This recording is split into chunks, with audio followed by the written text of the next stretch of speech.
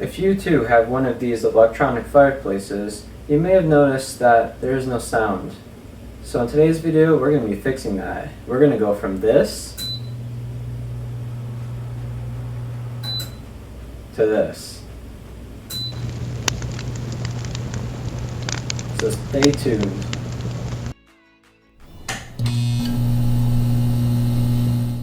Some of the components you will need is an Arduino, a speaker and small amplifier,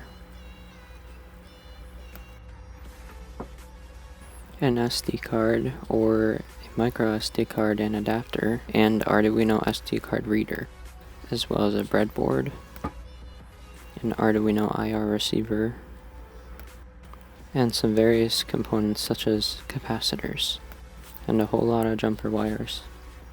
So here's the overall schematic. It includes an Arduino, a SD card reader, an amplifier and speaker, and an IR receiver.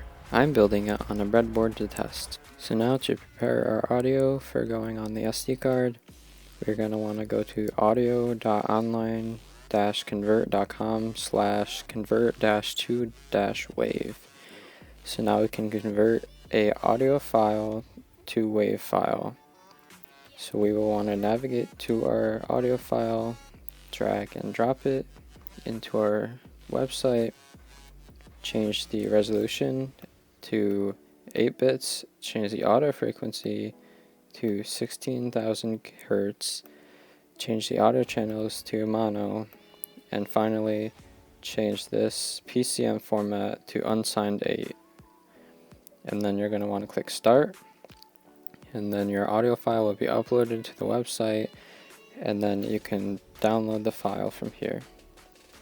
So make sure to rename the file to whatever you decide.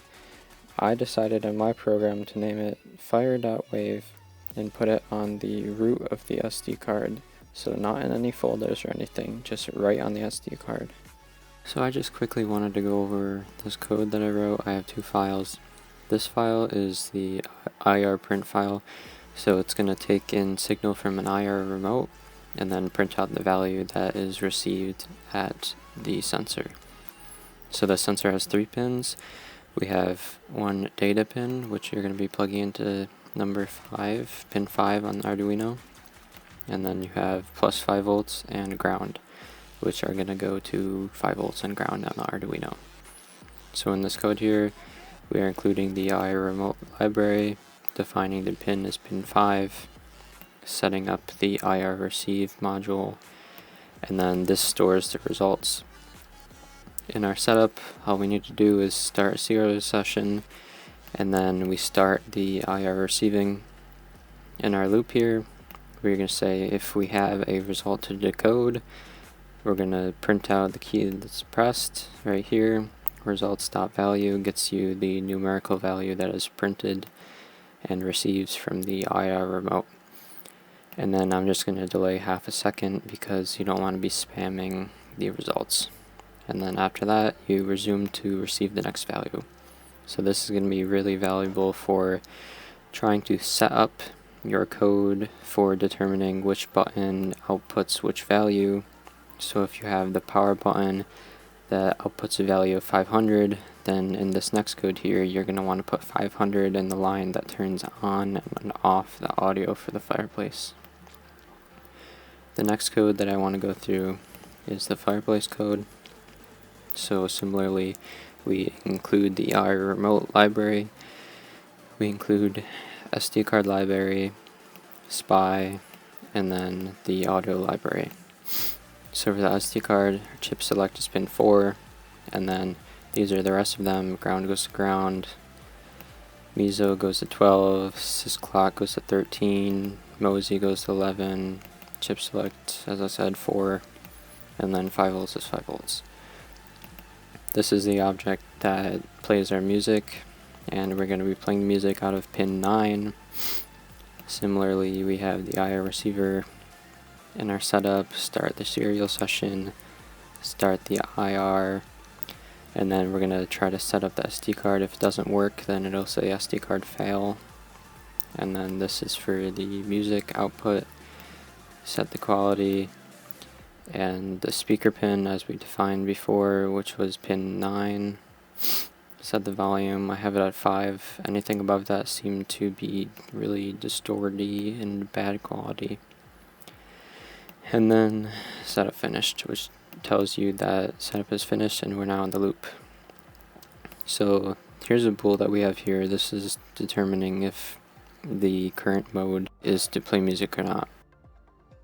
I scanned all of the IR data from my remote on the Fireplace, and this was what it was. These are hex values, by the way, so it should be 0x here. These are all in hex.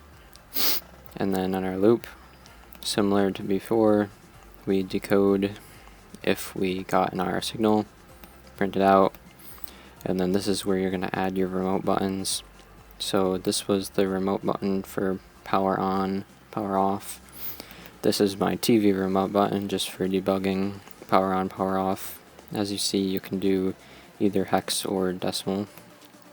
And then if we do have the power button being pressed, if we are playing, or if we were not playing, then we're going to start playing because we just pressed power button. So we're going to say is playing is true, and then start the music, which is just a fire wave.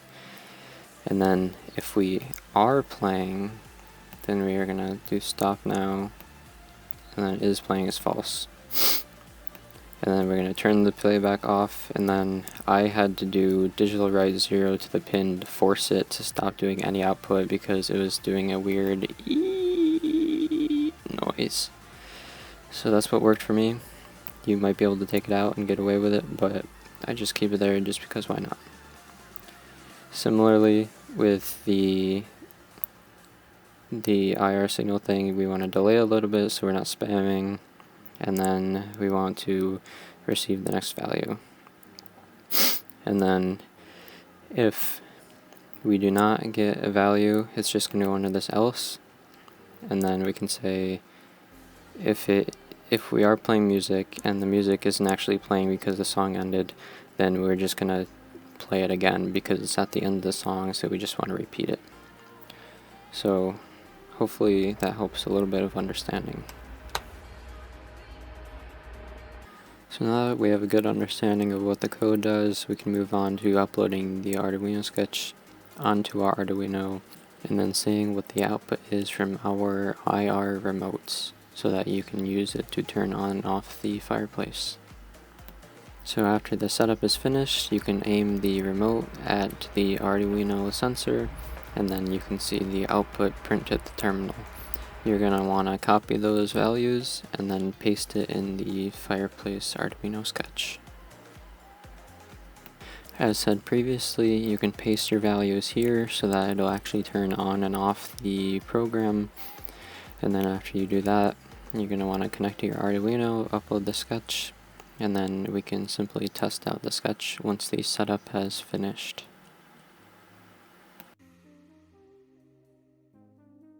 As you can see, upon clicking the power button, the noise toggles on.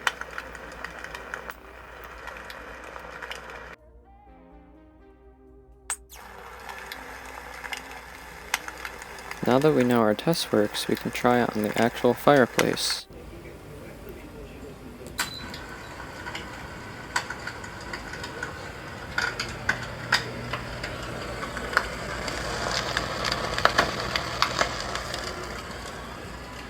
Perfect, it works well. And you can hide this device wherever you want, such as behind a plant or putting it behind the Fireplace. So I just wanted to say thank you for watching, and I hope this helped if you decide to make your own. Have a good day, everybody.